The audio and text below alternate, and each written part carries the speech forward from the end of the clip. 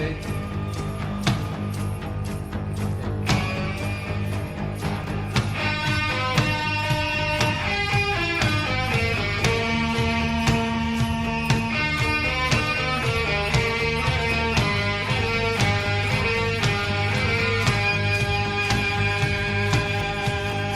I've been driving in my Indian car with the pound of the wheels drumming in my brain. My dash is dusty, my plates are expired. Please, Mr. Officer, let me explain. I got to make it to a powwow tonight. I'll be singing 49 down by the riverside, looking for sugar, riding in my Indian car. Got my T-bird in the glove box, I ain't got no spare. Got a feather from an eagle, I ain't got no care. The road is empty in my bottle of desire. Daylight is breaking, the sun touches fire.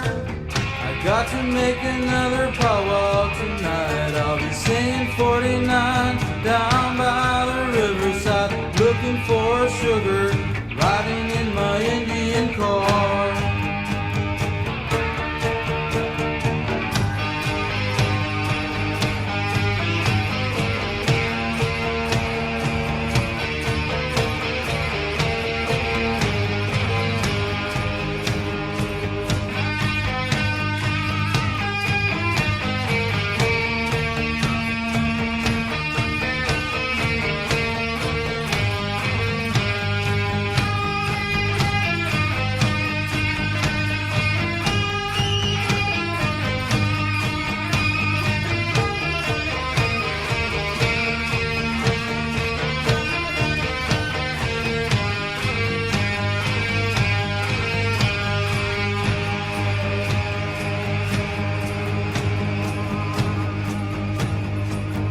Car is dented, the radiator steams. One headlight don't work, the radio can scream. I got a sticker that says Indian Power. I stuck it on a bumper, that's what holds my car together.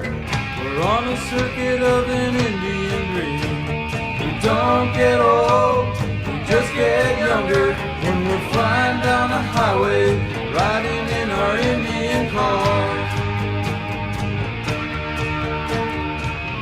We're on a circuit of an Indian dream.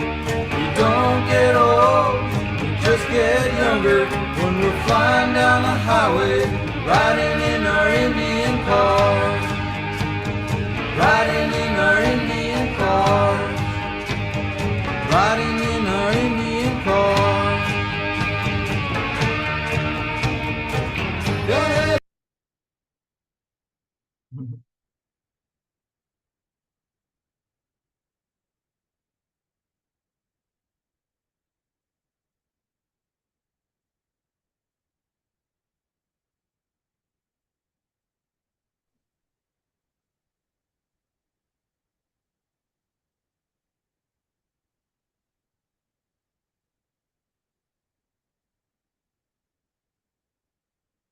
Hi there, everybody. Hope you enjoyed the Indian car music. That was a good one. Yeah. There's another version of it too that is actually showing the live people, which is also fun. So everyone will get it in there when they get the link when you get the recording. It takes Lee just a minute to get everything set back up. Yay, Lee. I guess we'll go ahead and get started. Good morning, afternoon, wherever you're located. Welcome, all my relations. I'm Bernice UP Jordan. I'm a citizen of the Fort Peck Sioux Nation, Public Health Program Manager at the USET Tribal Health Program Support. Next slide.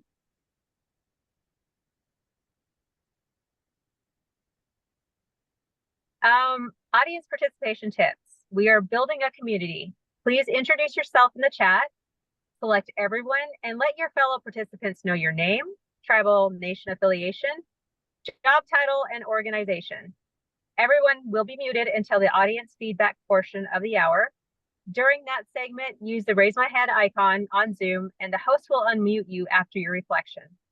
You will receive a link up to the recording and presentation by the end of the week. Next slide. Continuing education information. This activity is jointly provided by United South and Eastern Tribes and Cardia Services. Cardia Services is approved as a provider of nursing continuing education development by the Montana Nurses Association and accredited approver with distinction by the American Nurses Credentialing Centers Commission of Accreditation. You'll receive one AMA PRA Category 1 credit for this one. Next slide.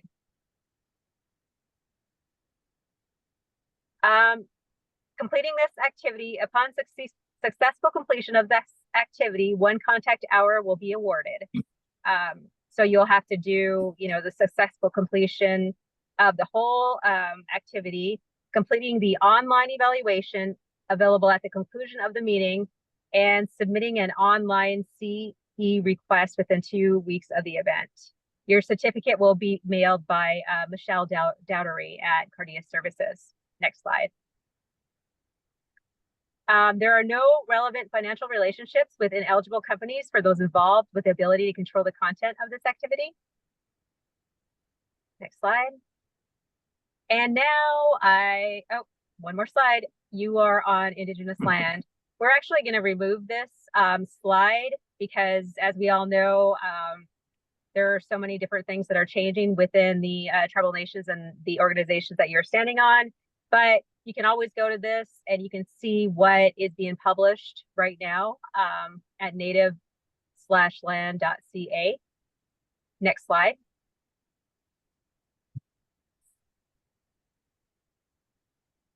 And I am going to introduce you to today's speaker, Holly Echohawk, as you already know. Today, traditional practices and third-party billing for behavioral health, financial sustainability. All right, Holly, take it away. Okay. Hey, everybody. Thank you for joining us today. Today I'm going to talk a little bit about traditional practices, which some of you have heard me talk about this in the past, but I'm also going to talk about third-party billing. And if you go to the next slide, please, I'll show you what I'm going to share with you today. Of course, everything we do, everything is about the innate native psychological brilliance and relationship to healing. So that is we have never wavered. We will never waver off of that premise. And I love talking about native brilliance. And then the other thing today, I'm going to share with you some information about the link between behavior change capacity of tribal traditional practices. I'm going to show you some examples of how to describe traditional practices in behavioral health terms, which is important related to third-party billing. And then I'm going to give you an update on what's going on with the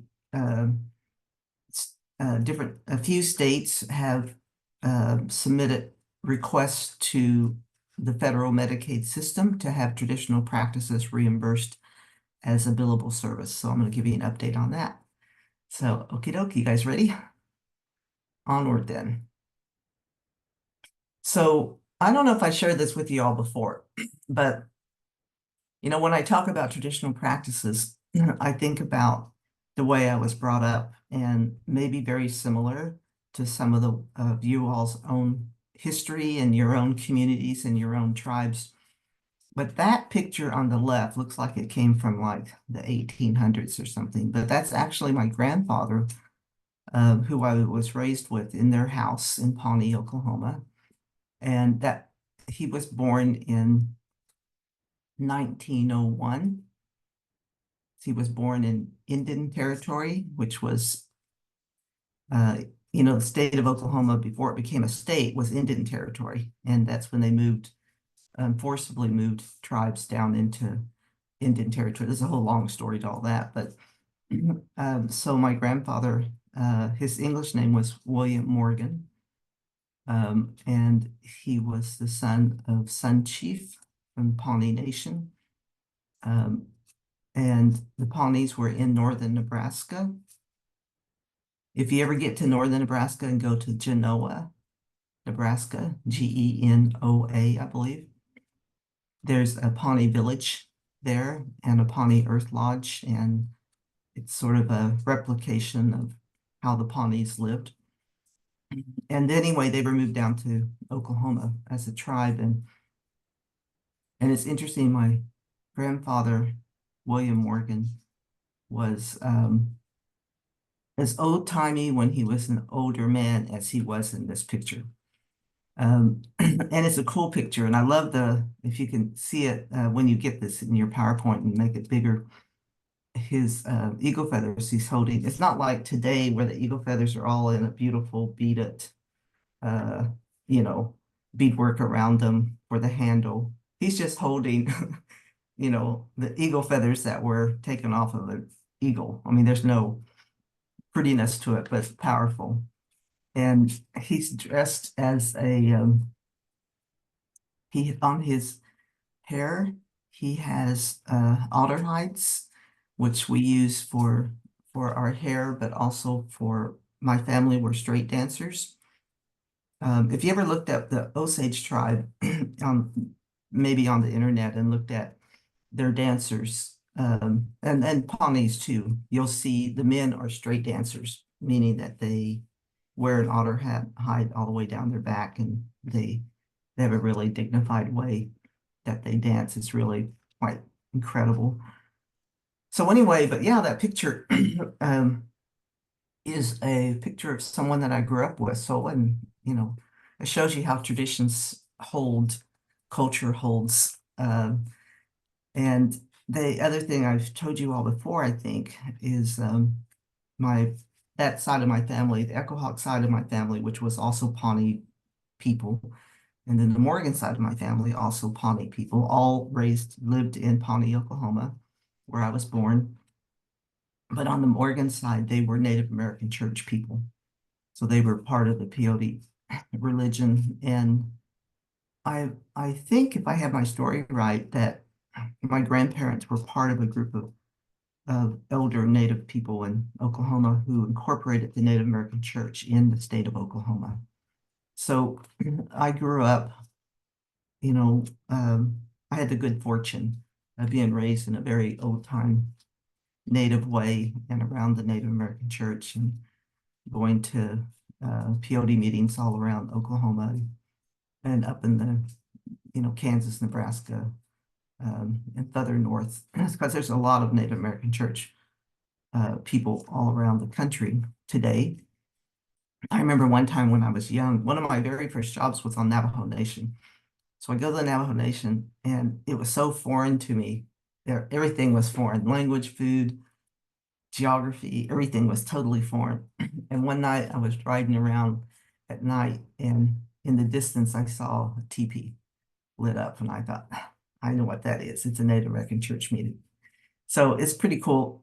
But the reason I'm sharing that picture is just to make the point of culture is lasting. Native culture is lasting without being written down. Of course, things are performed, ceremonies are performed, everything is exactly the way it's always been. And if you've had the good fortune of being raised in a traditional way, or sometimes what I call an old-timey way, you know, what an honor, what a privilege. And if you seek that information, maybe you weren't able to be raised in your culture, that's okay too. And people seek that information. So see, we're having a little bit of difficulty here with the screen. So anyway, I just share that picture because, you know, people see us today in the professions that we represent. But I think it's really important in terms of culture, the impact of culture and traditional practices, to kind of remember where we came from. And just doing a side-by-side picture like this, and you all can do it too, and maybe you have, that is really speaks a lot, says a lot. People have often asked me, this is the last thing I'll say about this slide, you know, because I travel a lot and I'm in lots of different environments, and some people have said, how do you do what you do? And I always say, you know, well, that's because it's not just me. you know, you can't see them, but behind me, wherever I go, whatever room I enter, wherever I sit, is all my ancestors, all my relatives that have gone on are all here, all behind me, and supporting me in what I do. So it's really not just me. So I just want to share that little bit of background about my personal background. I don't know if I've shared that with you all before, but I'm just really fortunate. So let's go on to the next one. And I see there's a little challenge with the slides, but I think everybody's good to go now. So one of the things I talk about, and you all may have heard me talk about before, is about the cultural self. You know, your being as a human, and the role and how culture, whatever culture or cultures, plural, you were raised in, that's all what creates you as a human. That your view of self is grounded in your cultural background, as in my example of my family, the way I was raised, and the discipline that I learned. And I'll talk a little bit about that in a minute here. And that your cultural self is it's the core of your being. It's your foundation. It's your rock. It's your anchor. But also your cultural self, it's the link to becoming a full human. Or, you know, in Southern California, some of the tribes say human with a Y, which I love that. But your cultural self can also be really fragile and it needs protection. So if you think about young Native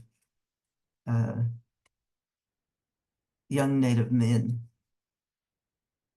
and the world is not very kind often to Native people. And if you're a victim of racism and discrimination or bullying or, you know, all those negative things, and you're encountering that every day, pretty much every day, you know, your self-worth and your view of cultural self as being a very positive thing gets beaten down. And I always say that our job and your job and the work that you all do is to help pay attention to that, all those elements that are beating down our Native people, and help to lift that off of them so that their natural brilliance can come out. You know, all Native people are brilliant, but it can really get beat down by external negative influences. So cultural self and your sense of self-worth can be really fragile. And it also depends on your developmental age, of course, but it needs protection. So the last thing I want to say about cultural self is it really is very powerful. Your sense of cultural self, and it influences your level of confidence. It influences your problem-solving ability, how you make decisions or not, the choices you make, and the direction in life that you choose. So it's super important. So let's go to the next slide.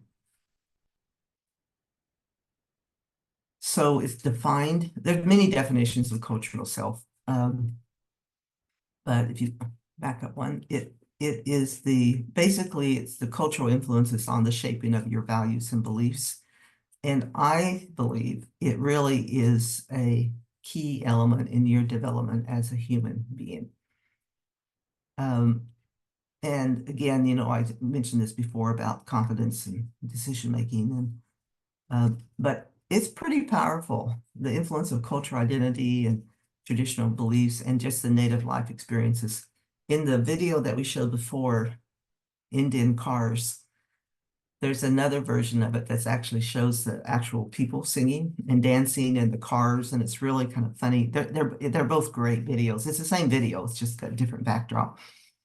But when I looked at the Indian cars and saw the Indian car, you know, with the license plate and just the big old, you know, kind of wasn't a brand new fancy car, it was an old Indian car. I mean, just those life experiences of being around grown up Native. It's really a cool experience, and lots of cultures. The reason I chose that Indian Cars video is it's got a lot of different cultures embedded in it. It has hip hop, it has young Native people, it has car culture, it has Native dance culture. It has all these different cultures into that one video called Indian Cars. And again, just to reiterate the point I made, that racism and stereotypes and myths about Native people is really ultimately, if it's repetitive over and over constantly, it can really damage your sense of cultural self. So that's my views on cultural self. I think it's a really important concept that often gets overlooked in assessment and diagnosis, and I'll show you a little bit more about that. So one of the resources I wanted to share with you all related to cultural self, and maybe some of you all know this, if you all work in mental health, or you're very familiar with the DSM-5, and DSM is it's like it's the manual of diagnoses and of mental health disorders. And the reason I don't like to say the word disorders, because it's such a negative medical term. I like to think of the positive side of things, but that is actually the name. DSM stands for the Diagnostic and Statistical Manual of Mental Disorders. But it is the guide, the billing guide for people who work in the mental health profession, so that when they see a patient or a client or a relative, and they conduct an actual assessment, they will, the assessment that and the diagnosis for that person's situation at the moment is a DSM-5 diagnostic category. In DSM, there's different iterations over time. When I was first involved in this, the field of mental health, which is a long time ago, more than 40 years ago, it was a DSM-3 back then. Then it went to DSM-4, and DSM-5 is relatively new. So they upgrade it and modernize it depending on new, different kinds of stressors in the world. But what I want to show you about the DSM is it's got a really cool part to it, and it's called the Cultural Formulation Interview. And they use the initial CFI, but Cultural Formulation Interview. So in the DSM-5, the current DSM, you can just Google it. And if you just Google DSM Cultural Formulation, it'll pull up the information. It was developed by minority psychiatrists and psychologists, and it gives instruction on how to, when you're doing an assessment, instead of the standard assessment tools that people use, which tend to be medical problem-based, it explains how to do a cultural formulation interview that you can use in addition to other standard tools. So the cultural formulation interview has 4 different sections to it. It's a cultural definition of the problem. So instead of doing an assessment where some tools are, the person who's seeking help will fill out a survey or a form, and then based on the score of that, you can, the clinicians will come up with a diagnosis. In the cultural formulation interview, that first section is asking an open-ended question to the person of color sitting in front of you about, so what brings you here, or open-ended question. So they define for themselves based on their beliefs, their culture, their life experience, what they think the issue is. And then the next section is about culture, their own perception from their cultural viewpoint, from their life experience, of what they think the cause or the context is of their issue, whatever it is that brought them to seek help, and the supports that they have. The third section is about the psychosocial stressors, what's going on in that person's life and where they live, how they live. And that context is the next section. And then the last one is cultural factors that affect help seeking. So the cultural formulation interview is actually a pretty cool interview formula. It doesn't tell you exactly what to do. It gives you prompt questions. But I think a lot of mental health clinicians forget that it's there. It actually was in DSM-4. It was in the back, and the DSM are really thick books. But it was in the back of the book, and then it was updated. And a good friend of mine, who I worked with for a while, Dr. Liu, who's an Asian American psychiatrist, does a lot of training, and his last name is Lui. He lives in California. He's retired now, but he does a lot of great training, and there's some videos about him talking about the cultural formulation interview. And he helped create this interview process. So I just wanted to share that with you. The next slide just shows you a little at a glance of these same 4 categories of the 4 different domains of it. But I just want to remind people that exists, and even the mental health clinicians trained in DSM-5 forget that the cultural formulation interview is there, and it's a great resource, and I just wanted to share that with you. So let's go on to just a reminder again about how powerful culture is in Native healing and recovery. You all see this in your work every day. You know how powerful culture activities, culture reinforcement helps in stabilizing and helps with the healing process and long-term recovery for Native people. But just a little reminder that the other thing, and we've done one of our sessions in the Reclaiming series on this, that your life experiences and your Native beliefs, it also influence the way you seek help or decline help. It definitely has an influence on whether you engage in the services being offered or not. It influences the pace of how you would engage. Do you jump right in, to the therapeutic environment, or do you need time?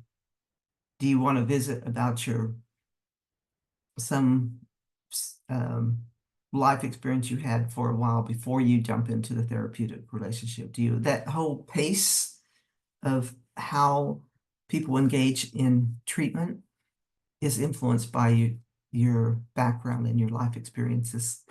The same thing with partnership and treatment. Are you there because it was what somebody called a nudge from a judge? Go to jail or go to treatment? Or are you there because you have your brilliance tells you that I could do better, I could be better, I could be different. Why am I continuing to make these choices that are only getting me in trouble?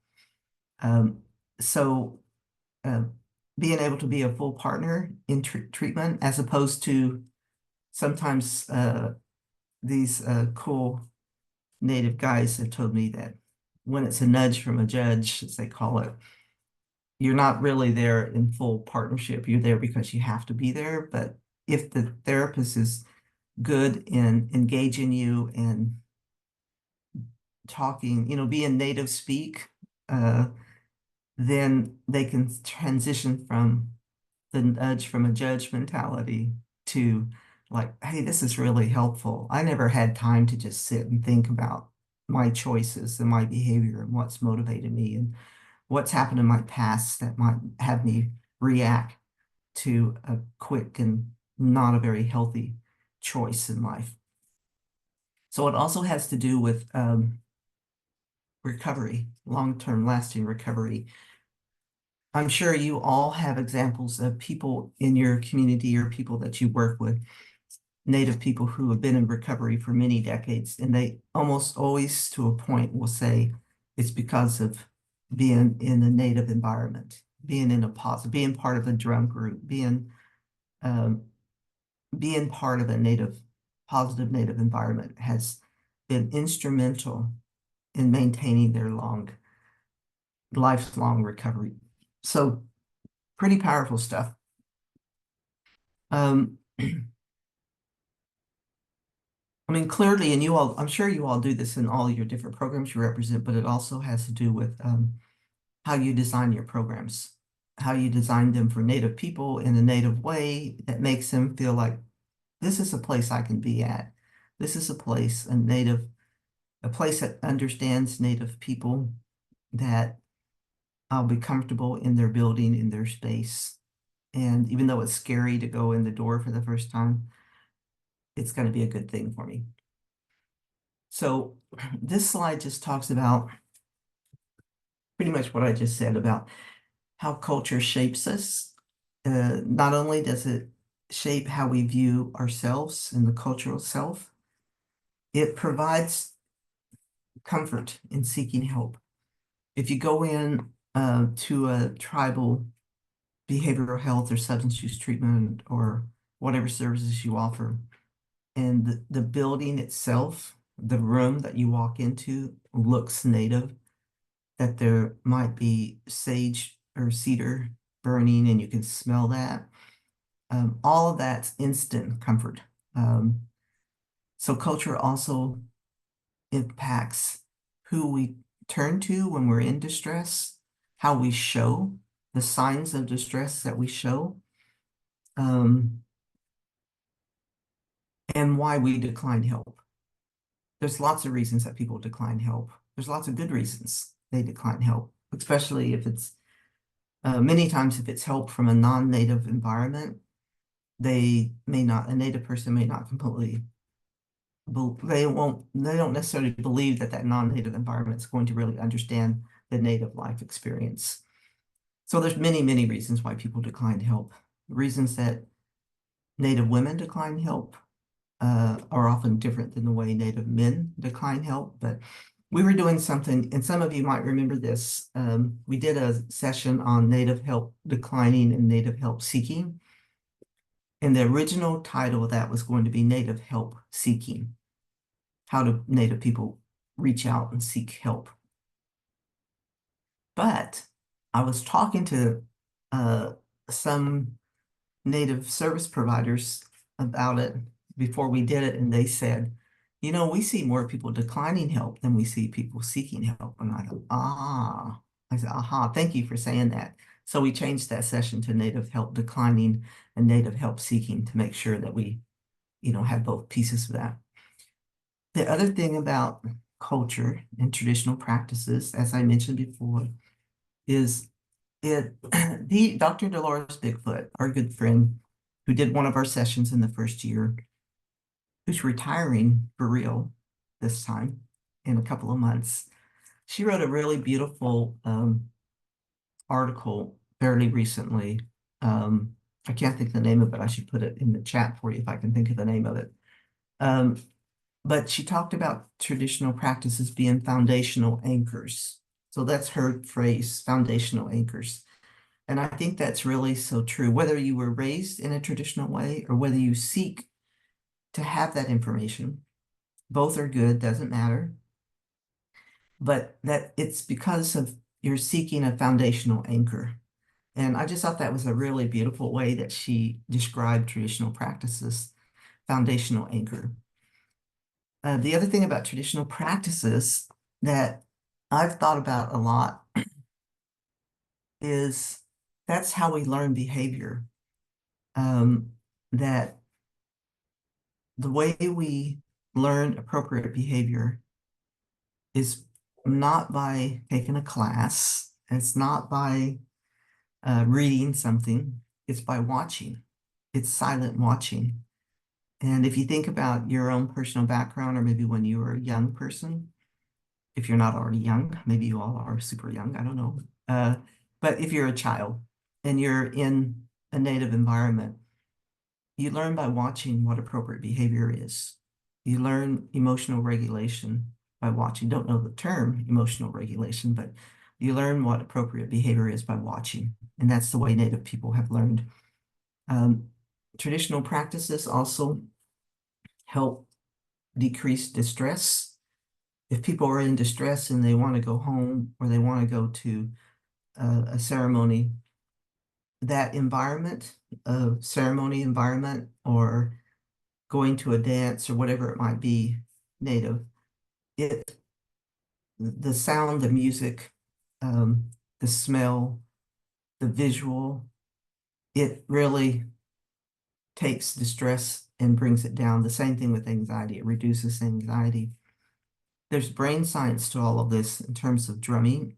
And if you all have ever looked at Dr. Dan Dickerson's work, he is Alaska Native at UCLA. He did some really great work on looking at the brain science about being in a drum, hearing a drum, being a drummer. It's the rhythmic motion, it's the sound, it can create positive brain pathways. And of course, traditional practices increase a sense of purpose. You all have probably heard, if you're a direct service provider, people saying that they feel lost. They're lost. They don't feel like they belong. Sometimes if they're deep in living in an addiction world, they actually get kind of shoved out of their family and their community. But one of the things that I think I've told you all the story before, and I know I need to speed up here, about the Puyallup tribe and their tiny home village, and they had their homeless native tribal members come back, and they had to get off the streets and into a tiny home. And then their tribal elders met face to face. This was a public welcoming ceremony with each of the people that were without houses, and told them, you're a member of this tribe. We need you. You're important. You're home now, you're safe, and you are part of this tribe, and we need you. And we need you to be well because you're important.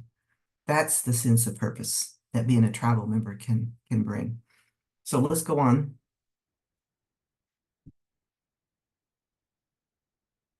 So this is, you remember when we had, some of you remember, we had the Cobell Scholarship Program in the first year of our series, and we had 2 young people, and then the leadership of the Cobell Scholarship Program, and they had this cool thing that they called Indigenous. Love it. So their native student scholars were called indigenous, and that was their definition of it as a collective, individual or collective movement who express one's traditional cultural knowledge to advance community. So I just want to share that with you again. I thought that's really cool. Indigenous, I love that. They gave me a t-shirt I wear sometimes. It says indigenous. Okay, next slide. I love this use of phrase that the Lummi Nation did, and they called it mental sovereignty. I really love that, applying the concept of sovereignty to mental well-being, emotional well-being. So I just wanted to share that phrase with you. Next slide. And then I had the real honor of spending some time with Elder Jim Dumont up in Canada. Awesome guy, super funny, elder, but really, really funny, wise person. Wisdom was equal to being hysterically funny. It was really a pleasure to be with him. But he talked about indigenous intelligence, that it's a unique way of being, and it's not just acquiring knowledge. It's the intelligence of the body, mind, heart, and spirit. And those 4 quadrants you all have heard, many, many, many times. So the next slide. So I'm going to transition now and tell you a little about, and that's why I was kind of rushing so I can get to this part. this is the part I want to share with you about traditional practices and third-party billing. Third-party billing meaning can you bill, is your organization set up in a way that you can bill private insurance for services that some people receive? Or is it set up that you can bill Medicaid? The majority of third-party billing in Indian country for behavioral health services is through Medicaid. So, but I wanted to update you on traditional practices in Medicaid. Medicaid is part of or is governed by the Center for Medicare and Medicaid Services, federal CMS, and they have the power and authority over Medicaid services that are billable in all states in the country. So 4 states, 4, have pursued a waiver, which is what they call it. So they have their Medicaid services that provide reimbursement. They can bill for all kinds of medical and behavioral health services and whole dental and a whole slew of things. But 4 states, tribes in 4 states, work with their state government to submit a request to CMS, the Medicaid, federal Medicaid, to say, hey, we want our traditional practices, some of our traditional healing practices to be, we think that our traditional healing practices are as important and equal to medical services. They're a critical part of treatment and support that Native people need. And we think they are equivalent. So we want traditional practices to be able to be billed and reimbursed as a essential service for Native people. So 4 states, Arizona, California, New Mexico, and Oregon, have gone through the process and the paperwork to submit a formal request to CMS to say, we want traditional healing practices in our states to be a billable service, which they are not right now. And the tribal leadership in all of those states are working very intensely with the state to make this happen.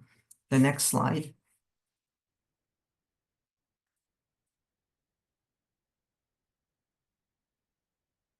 So in California, they're pursuing and we're very involved with this work in California, but they're requesting that traditional healer and natural helper services, 2 different categories, be allowed to be billable services.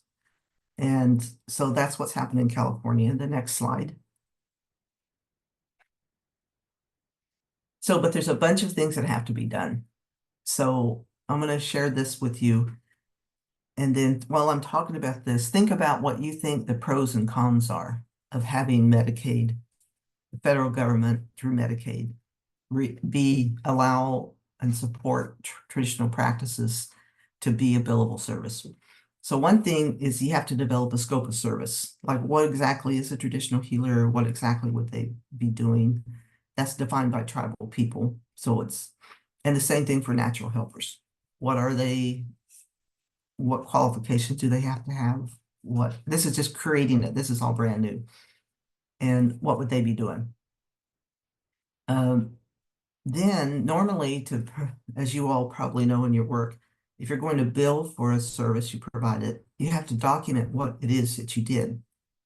So for traditional healing, in California, we and tribal people in the state are kind of trying to start thinking about if this happens, how would they document? To what extent? What would they say? Who would do that? Who would make that chart note? Always concerned about the spiritual sacredness of that. So that's that. The other thing is reimbursement rate. How much would they get paid for each traditional healing encounter or natural help encounter? How much would the organization get paid? What would the reimbursement rates be? And then how would it actually work? somebody comes into your intake process, how do they actually, what's your patient flow? How does that change with traditional practices as a billable service? And then is it going to be a team? Is it going to be behavioral health people working side by side by the traditional healer? Is it the behavioral health people that make the chart note, not the traditional healer? It could be anything. And that's what the states in those 4 states are all thinking about now and working on. There's also some conversation about having the traditional healers become somehow certified. Same thing with natural helpers, to be determined by the tribes in the states. So there's lots of open discussion. So let's think about what you think would be the pros and cons of all this. Because not everybody wants traditional practices to be a billable service. Some people do. It's an acknowledgement that traditional healing is as important as a medical intervention. Okay, so that's I wanted to share that with you all. 4 states. Next one. And these are the last couple of slides I have for you here. So one of the things that I've seen in my little journeys around Indian country for 40 plus years is we know how important traditional practices are. As Native people, we understand the power of culture. We get it. We live it. We're not very good at articulating how that relates to behavior change in mental health services or substance use treatment services. We know it, we feel it, but we're not really that good on articulating what that means in behavior change. So the next slides I have, last couple of slides here. So now I'm going to take you to Alaska. I love this map because a lot of maps of Alaska don't really give you the full context of how large the state is and what it looks like. So the next slide, because I'm going to share something I learned in Alaska. Okay, so this is the Yukon-Kuskokwim Health Corporation Service Area. In the background, so you back up one slide. And then it superimposed the state of Alaska. You can see how big it is in the US map, lower 48 map. And then the little orange is that remote service area that YK serves, which is no roads and very remote. So the next slide. So what I learned from these folks is how to convert a traditional practice into a billable service while you're protecting the sacredness of that practice. So it uses native brilliance, great example of native brilliance.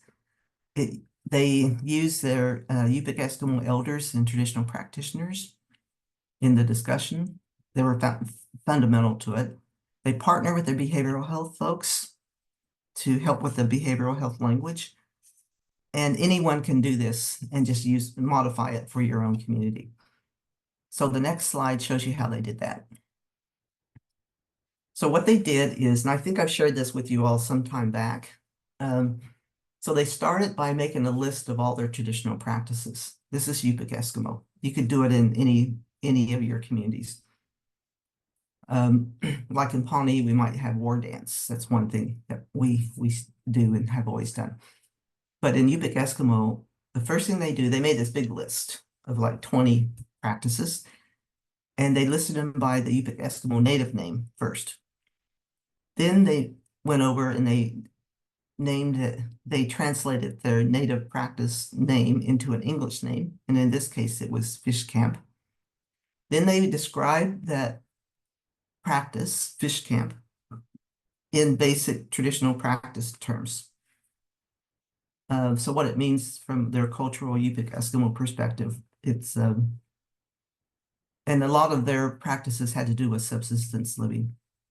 So they described that in traditional practice terms, what it means from a cultural community context. Then they went over one other column.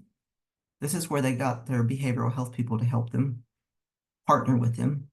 They described that practice in behavioral health terms. So in traditional practice terms, it was male relatives fish with sons, and mothers and female relatives teach young girls how to cut and prepare fish. In behavioral health terms, it was family bonding and communication skills, life skill development, impulse regulation. Then they went over one more category, and they looked at the Medicaid billing categories in the state of Alaska. And they determined which of these behavioral health descriptions fit which Medicaid behavioral health category. So that's how they translate, how anyone can translate a traditional practice of your choosing or your community's choosing and walk it through behavioral health terms and then crosswalk it with Medicaid billing categories. And then the next slide, I think there's just 2 more slides. So this is the same steps. Create a list of traditional practices listed in the native name, followed by the English name. Describe it in traditional practice terms, really briefly, 1 or 2 sentences, don't even have to be full sentences. Then go over another step and describe that same practice in behavioral health terms. Then you could review your state's list of billable services. And there's lots of manuals on how to do that. People who work in billing know this. And crosswalk your traditional practice with a Medicaid billable service. And you have to pay attention to each of the Medicaid services have certain staff with certain credentials can bill for that service. So you have to pay attention to that. And of course you have to document it, but so that's the same conversion steps. And you'll all receive this when you get this PowerPoint in your email index by the end of the week. Then the next slide was again another, that's the same example. But basically you get the process of just thinking it through. But the critical part in a billable service thinking is to engage your behavioral health people, because they're trained in the language of like emotional regulation and all these different kind of behavior change terms. The next slide, I think I gave you some examples. This is another example of the same thing with Yupik Eskimo. And they use sewing and then just go to the next one, please. Oh, well, I didn't include it in this, but I have another slide that it lists some of the behavioral health terminology. Can you back up to one slide, Lee, please? So on the bottom of this one, under C, these are just some behavioral health terms. Informal motivational counseling, social and recreational therapy, interpersonal relationship building, communication skill building. So those are just, there's many other kinds of behavioral health terms that your behavioral health folks can help you with, but it's a really interesting matrix. And thank you, Buzz, for putting that in there. Oh yes, and you had said this before, I got to meet your aunt one of these days. And then the next slide is just a summary visual picture of the importance of culture and all that I talked about, reducing anxiety, distress. These folks are walking in with the sacred hoop of, I think it's 100 eagle feathers. This is part of the Native Dads Network folks. And you know, when they're walking into that room, in addition, they'll have sage burning, or there'll be a smell, there's a visual appearance, there's the sacredness of the eagle feathers, there's all of that combined. Huge healing. The next, and let alone the prayers, of course. So here's the lessons learned. That's what we have to remember as healthcare providers, whether you're in substance use or primary healthcare or mental health or social services. We have to think about the people that we're working with. You have to think about their cultural and social context, and all of that influences healing, the healing relationship. If they decline help, maybe there's good reasons why. How they seek help and who they seek help from, what's disclosed and at what pace of time they're comfortable with in talking about what they think the issues are that brought them to seek help, how they respond to different kinds of treatment approaches. Different treatment approaches don't fit everybody. Some might be a little bit too foreign, and they're like, no, I'm not doing that. And then that's their excuse to leave, which we don't want them to do. So all of that, their ability to self-care, all of that has to do with culture and social context of our lives as Native people and the people that you serve. So with that, let's see the next slide. So now, that's all I wanted to share with you all today. And now we get to have some reflections with Livia. Well, thank you so much, Holly. You shared a lot, and we did put a prompt in the chat so that folks could share reflections around the pros and cons, and they've shared a lot. And I know we only have about a minute, but there are some really nice pros and cons. Kelly sharing, not all healers are registered healers. Some want to remain anonymous. Some ceremonies may not be paid for if the insurance doesn't agree with the healer of the ceremony. Importance of confidentiality. And there's also questions around, you know, if there are items for various ceremonies, would they pay for preparation as well? And if ceremonies take place in different seasons, would the insurance pay for all of them or some of them?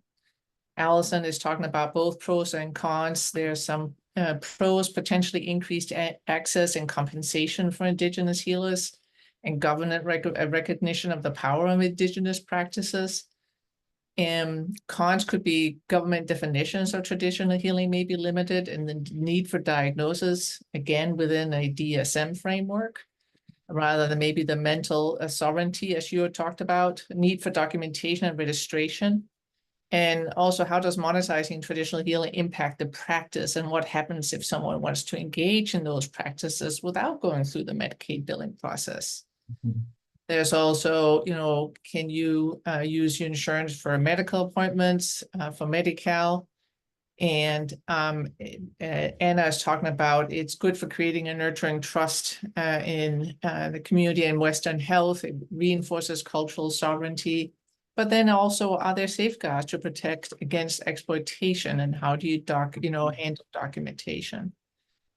So, Buzz Bainey said, as you pointed out, that her auntie created traditional practices and modalities that look like these slides. So that's a summary of what's here. Awesome.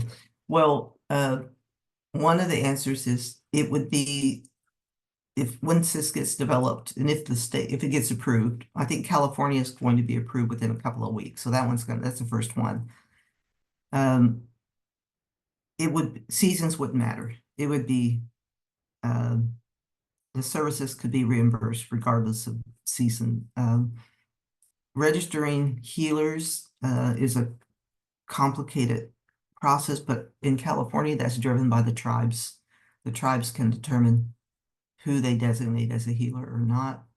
So that all these wonderful ideas you all have and reactions are what we're working on right now in California. So this is going to be really helpful. And everything you all mentioned are what the tribes in California are talking about right now, and trying to figure out a marriage that works best for the Native people.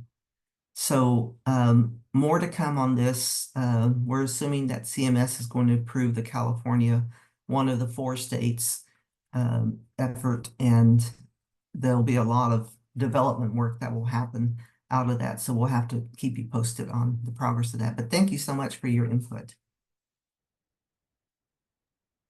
Thank you. And I know we are wrapping up. So Holly, back to you. Okay. So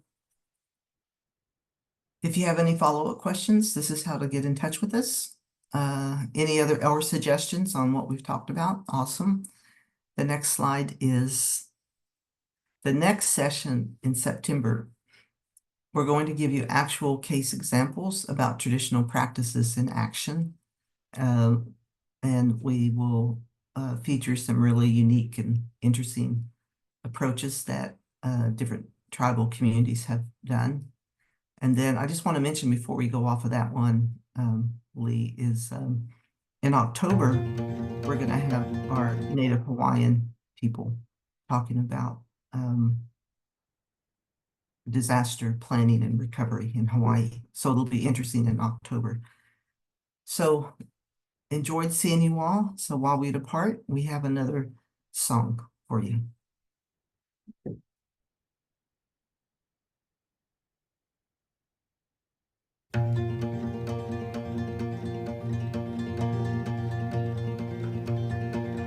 Wolves don't live by the rules.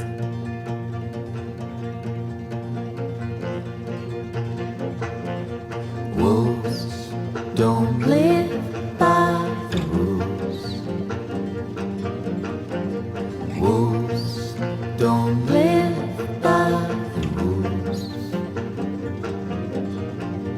Wolves don't live by the rules.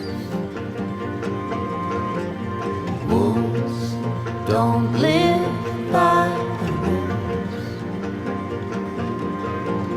Valleys to hills, you can hear the cry. They have to fight to stay alive.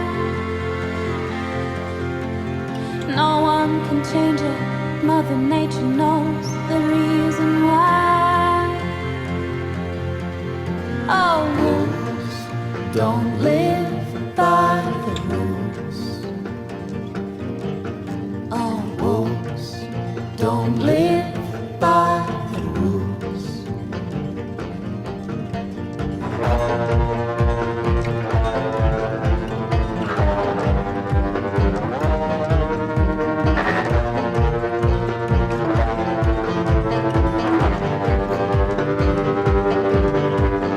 they're born to kill and to be free. Their life is hard, which is meant to be. The cry of the wild is the only way they can see. Oh, wolves don't live by The rules. oh, Wolves don't live by the rules. oh, wolves don't live by the rules. Oh, Wolves don't live by the rules.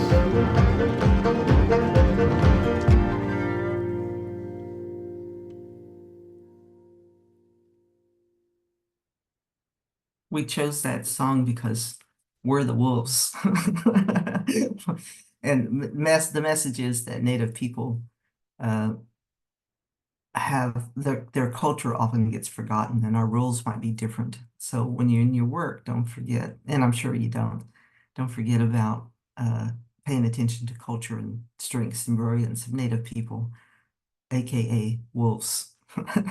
All right, you guys have a good day. See you next month.